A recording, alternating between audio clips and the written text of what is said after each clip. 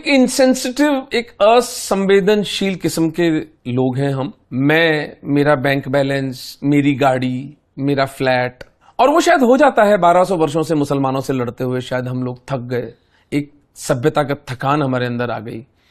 लेकिन एक हुडविंकिंग हुई कि जो लीडरशिप जो थी, वो लीडरशिप हमारी चली गई बहुत गंदे और बहुत घटिया लोगों के बीच में, जिनमें इतनी दूरदृष्टि नहीं थी, और उन्होंने इन हिंदुओं को मरने के लिए छोड़ दिया। लेकिन ज्यादा बड़ा जो दुख है, पश्चाताप नहीं था, एक पशुओं का सा वहशीपन, अपने अपने अंदर वो नार्सिसिस्टिक एक टेंडेंसी लेकर के अपने आप से बड़े खुश है कहा नेहरू और गांधी। इस देश के अंदर एक बहुत बड़ा तबका आज तक इन हत्यारों को पूजता है। गांधी के पापों का असली फल तो 1971 में हिंदुओं ने चुकाया। 2 मिलियन हिंदुओं को मारा है। 47 के विभाजन से बड़ी त्रासदी बंगाल की त्रासदी थी।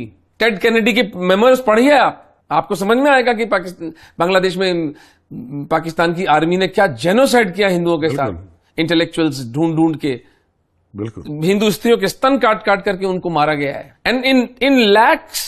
तो इनके पापों का तो कोई अंत है नहीं। लेकिन सवाल ये उठता है कि ये सब खुलने के बाद हिंदू समाज कौन सा इनसे घृणा करता है। हिंदू समाज के घर में आज भी गांधी की पूजा करते हैं। हम वो अभागे लोग हैं। मैं आज उस पवित्र भूमि में बैठा हूं जहां पर हुतात्मा श्री नाथूराम गोडसे की अस्थियां हैं, और मैं आज दोपहर में जाऊंगा उसके दर्शन करने के लिए, अपनी श्रद्धांजलि अर्पित करने के लिए उस महापुरुष को।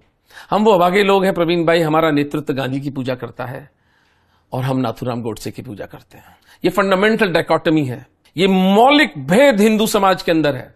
जिस नेतृत्व ने, तथाकथित नेतृत्व ने हिंदू समाज को नपुंसक बनाया, करोड़ों हिंदुओं का नरसंहार जिनकी वॉच पर हुआ, पश्चाताप के 2 शब्द जिन्होंने नहीं कहे, उन घटिया लोगों को छाती पर ढोते हैं हम। It's like you want to do a neurosurgery for your some of your friend, और आप कहें उमेंद्र रतन से बढ़िया कोई न्यूरो सर्जन नहीं है। आपको पता नहीं है मैं ईएनटी सर्जन हूं, मैं न्यूरो सर्जन नहीं हूं। पर आप गले पड़ेंगे मेरे कि नहीं डॉक्टर साहब मैं तो आप ही से कराऊंगा। ठीक है, खोल ले, मैं कंसेंट भी ले लूंगा आपसे कि भाई कल को पेशेंट मर गया तो मेरी नहीं, कोई जिम्मेदारी नहीं है, आपका कोई दायित्व नहीं है, आप तो बस ब्रेन खोलो। तो फिर मैं क्या करूंगा, कंधे उचका के, ठीक है यार पैसे जमा करा, तू पीछे पड़ रहा है मेरे, तो मैं खोल दो। हमारी तो वही दशा है ना। इस परिवार के पीछे क्यों पड़े हैं हम? इनकी फंडिंग हिंदू उद्योगपति देता है ना, इनको वोट हिंदू देते हैं ना। कितना ब्राह्मणों का जो ओरिजिनल कांग्रेस का जो सर्वाइवल थी, वो तो एक ब्राह्मण और मुस्लिम अलायंस पे थी। और सबसे पहले तो तुम्हारी बेटी को उठाते हैं वो, और तुम अलायंस करके बैठे हो। तो जब इतने मूर्ख चित्त लोग, जब इतने अदूरदर्शी, जब इतने दूर स्वार्थ, और मुझे तो समझ में नहीं ये कैसा स्वार्थ है। तुम्हारी बेटी की इज्जत लुट रही है, तुम इसको स्वार्थ पूर्ति कहते हो। तो फिर वही होना था जो हुआ हमारे साथ में। ये चमत्कार है कि इस सब के उपरांत भी 120 करोड़ हिंदू आज भी जीवित है इस संसार में। तो इसमें कोई संदेह नहीं है कि नेहरू गांधी की नीचता, उनकी अदूरदर्शिता, उनके प्लानिंग, क्योंकि नेहरू ने तो कहा था ना कि मैं कल्चरली मुसलमान हूं, मैं एजुकेशन से क्रिश्चियन हूं, Hindu only by accident of birth. वो जो आदमी खुला बोल रहा है, वही वाली बात, मैं ईएनटी सर्जन को आप न्यूरो सर्जरी करवा रहे हो।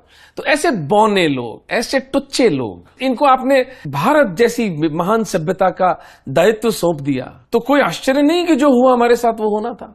और इनके पापों का ही फल आज हम जैसे लोग उसको निवारण करने की चेष्टा कर रहे हैं कि जो फंस गए हैं कम से कम उन्हें तो निकालें। इन्हीं के पापों का परिणाम है। लेकिन इसका एक दूसरा कॉनोटेशन है, इसका एक दूसरा आयाम है जो बहुत महत्वपूर्ण है, और मैं उन मूर्ख हिंदुओं को सुनाना चाहता हूं। इसमें एक चीज मैं ऐड करना चाहूंगा कि सिर्फ ये नेहरू और गांधी तक नहीं खत्म होता है, ये कहानी आगे बढ़ती है, इंदिरा गांधी इसको बढ़ाती है। शुरू से, स्वतंत्रता के पहले से और स्वतंत्रता के बाद, मुस्लिम तुष्टीकरण की राजनीति कांग्रेस करती आई है। और नेहरू वो थे जिन्होंने सबसे पहला मुस्लिम एजुकेशन मिनिस्टर रखा है, और जिस परंपरा को आगे इंदिरा गांधी ने आगे बढ़ा, नूरुल हसन को बनाया। और इन्होंने इस तरीके का सबवर्जन किया है, आइडियोलॉजिकल सबवर्जन किया है। इस तरीके से इन लॉबीज के हाथ में, इस्लामिस्ट और कम्युनिस्ट और लेफ्टिस्ट और मार्क्सिस्ट के हाथ में हमारा एकेडेमिया दे दिया कि पीढ़ियां सबवर्ट हो गई। देखिए, थका नहीं है हिंदू, हिंदू के आंखों के सामने एक आवरण है जो कुछ के आंखों के आगे से निकल गया है, हट गया है। लेकिन इस आवरण को हटाना ही हम लोग का मूल दायित्व है, और उनको दृष्टि देना, दृष्टिकोण देना, दृष्टि जिससे कि वो यथार्थ देख पाए।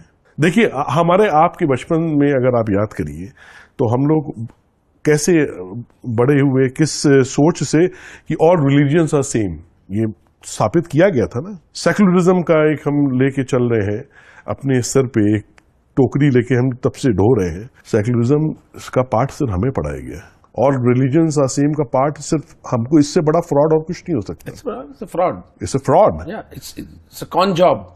आप तो ये मान के चल रहे हैं, क्या कभी उनसे पूछा है कि दे कंसिडर कि ऑल रिलीजन्स आर सेम? देखिए ये यथार्थ है। It's a valid question. It's a valid question, आप उनसे पूछना चाहिए। लेकिन पूछने वाले कौन है? हमारा जो पूरी चेतना है वो तो भरमा दी गई है। तो इस यथार्थ को हमने प्रयास किया लाने का साहिब्स हू नेवर लेफ्ट फिल्म में, जो सच्चा इतिहास के सच्चे पक्ष को, और क्या हुआ स्वतंत्रता के पहले, तो स्वतंत्रता तो क्या ही कहेंगे, ट्रांसफर ऑफ पावर हुआ Transfer of power. और उसके बाद जो अनडेमोक्रेटिकली जो प्राइम मिनिस्टर नेहरू डिक्लेयर कर दिए गए हैं, इसको हमने, आप तो उस फिल्म में आपका इंटरव्यू भी है साहिब्स हू नेवर लेफ्ट पार्ट 1 में और पार्ट 2 में।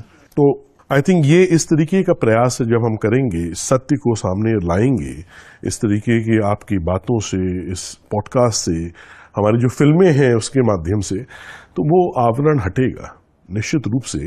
लोग आएंगे। मुझे तो देखिए, I am a very die hard optimist in life.